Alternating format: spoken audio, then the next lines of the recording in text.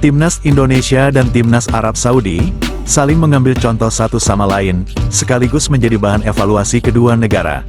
Inilah yang sedang terjadi pada Timnas Arab Saudi di tengah kompetisi penting kualifikasi Piala Dunia. Begitupun bagi publik Indonesia yang sedang gencar menyuarakan STY out. Berikut hasil dari konsekuensi langkah besar kedua negara yang sedang atau sudah terlanjur mengambil langkah berani tersebut. Setelah Arab Saudi yang baru saja mengalami kekalahan atas Bahrain di kompetisi Timur Tengah, petinggi Federasi Arab Saudi atau SAF, teringat atas ungkapan Roberto Mancini yang menyebut, jika hasil imbang 1-1 atas Indonesia, sudah termasuk hasil yang realistis bahkan sudah termasuk hasil yang baik. In the second half against Indonesia. Sebelum kita bahas, mohon disimak hingga selesai, agar Anda dapat memahaminya secara utuh. Berikut berita selengkapnya yang sudah kami rangkum. AFF boleh saya katakan ini sebagai sasaran antara agar supaya anak-anak kita ke depan itu betul-betul bisa memiliki kualitas yang lebih baik dan bisa menghasilkan prestasi yang memang betul-betul sesuai dengan prioritas yang kita utamakan. Ya, artinya kalau nanti ada evaluasi kan tidak harus karena ada sesuatu yang jelek begitu kan, bisa juga untuk memperbaiki yang memang sudah bagus. Berarti nasib STY tidak perlu dikatakan di ujung tanduk dong Pak Sumarji? Oh gini ya, kita juga harus bisa memahami ini semua. Pertama, kaitannya dengan kalau kita mau menyalahkan STY, menyalahkan STY, meminta pertanggungjawaban STY berkaitan dengan boleh dikatakan banyak yang pro kontra STY out dan lain sebagainya. Saya yang ada di tim jujur mengatakan tidak tepat, salah sasaran. Kenapa? Karena kita harus tahu dari awal kan memang tidak ada target. Sekali lagi tidak ada target. Targetnya kita adalah kaderisasi. Nah, untuk program jangka menengah dan jangka panjang. Itu yang harus diketahui oleh masyarakat. Jadi saya sampaikan apa adanya, sehingga dia terbelah menghendaki STY out dan sebagainya. Saya jujur, saya mengatakan itu salah alamat karena memang tidak tepat. Terkecuali kalau STY pada saat kualifikasi berikutnya Piala Dunia tidak berhasil, silakan saja. Tapi kalau saat sekarang ini AFF ini dijadikan sasaran antara supaya STY out, itu salah sasaran. Sangat salah. Saya sudah katakan, saya sampaikan kepada beberapa teman-teman yang nanya ke saya jawab apa adanya. Itu salah sasaran. Bukan begitu gitu. Jadi yang benar, evaluasi itu kan evaluasi permainan, evaluasi taktik, evaluasi pemanggilan pemain dan lain-lain, itu ya betul, itu memang kita lakukan dan Pak Ketua Umum sudah menyampaikan itu kepada saya dan kita akan lakukan evaluasi itu.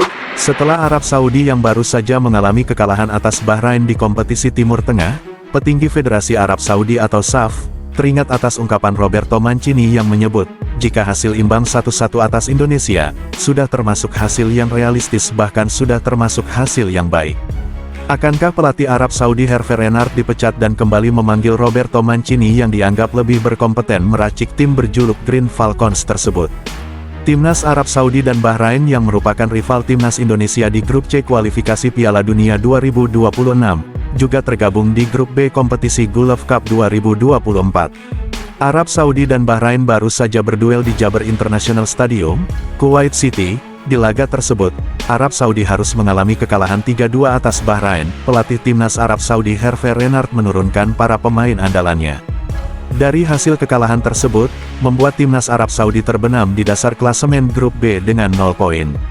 Sementara Timnas Bahrain, duduk di puncak klasemen Grup B dengan 3 poin setelah menang melawan Arab Saudi, sama persis dengan Irak yang menduduki posisi 2, di laga pertamanya menang 1-0 atas Yaman.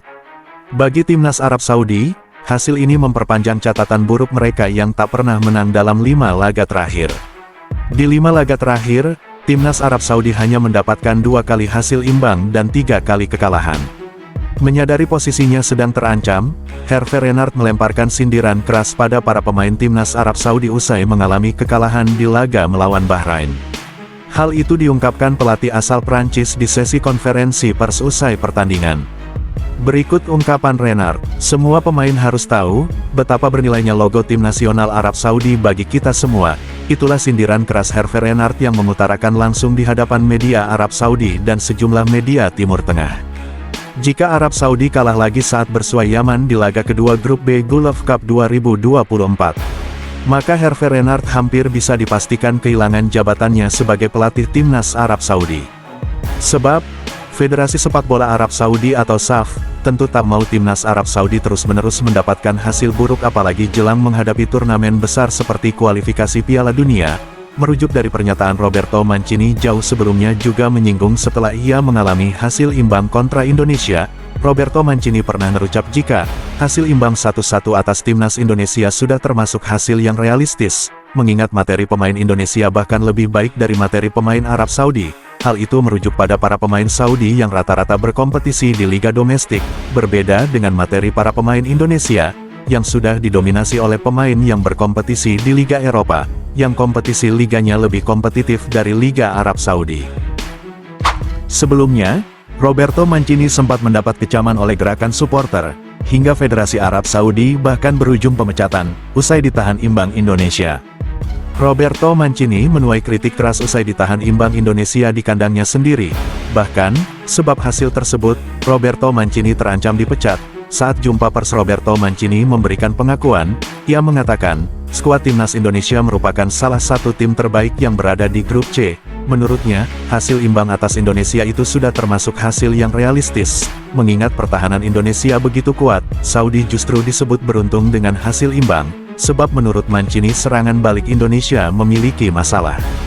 Mancini juga menganalogikan pada fans Arab Saudi, ia sempat memberi statement, pelatih manapun yang mengarsiteki skuad Arab Saudi dengan materi pemain yang berkompetisi di liga domestik, ia rasa akan tetap kesulitan untuk dapat mengalahkan Indonesia. Indonesia sendiri sudah didominasi oleh pemain yang berkompetisi di Eropa, sedangkan materi pemain Arab Saudi lebih didominasi dengan pemain yang bermain di liga domestik, yang liganya sendiri penuh dengan drama bukan mengedepankan permainan taktikal seperti di kompetisi Liga Eropa.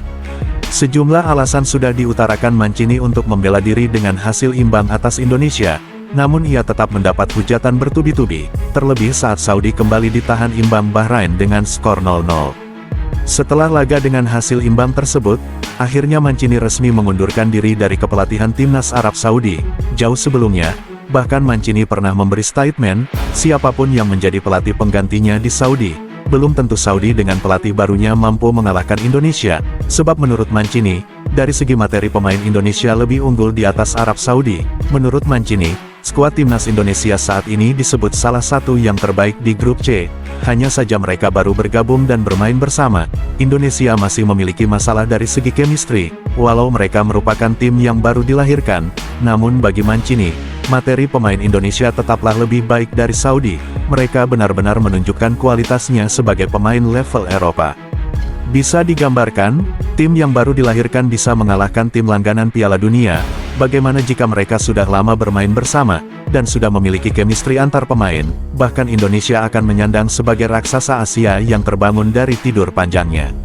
Pesan dari pelatih berpengalaman Roberto Mancini tersebut, nampaknya benar-benar diserap oleh Hervé Renard. Bahkan sebelum bertanding, Hervé Renard sudah mengakui kualitas skuad Garuda.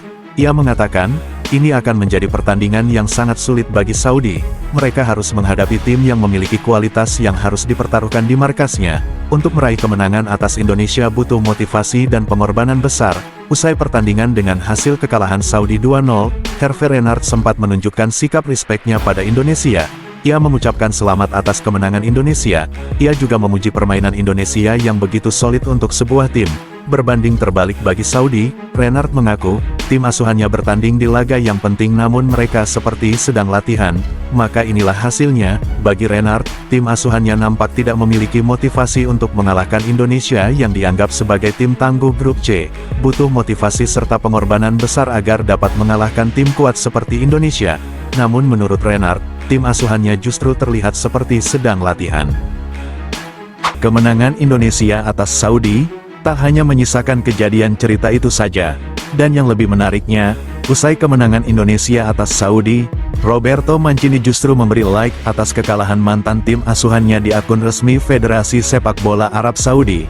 Dari reaksi tanda suka Mancini atas kekalahan Saudi tersebut, ia seolah mengingatkan kembali atas ucapannya dulu.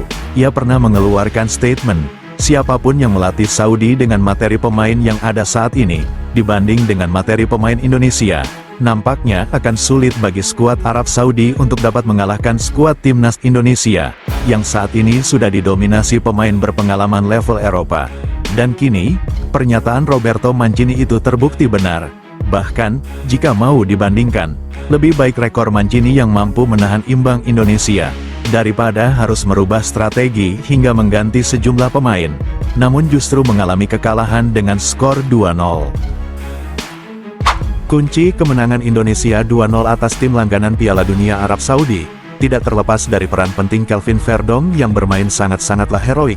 Dia merupakan pemain yang memiliki stamina terbaik di tubuh skuad Garuda saat ini.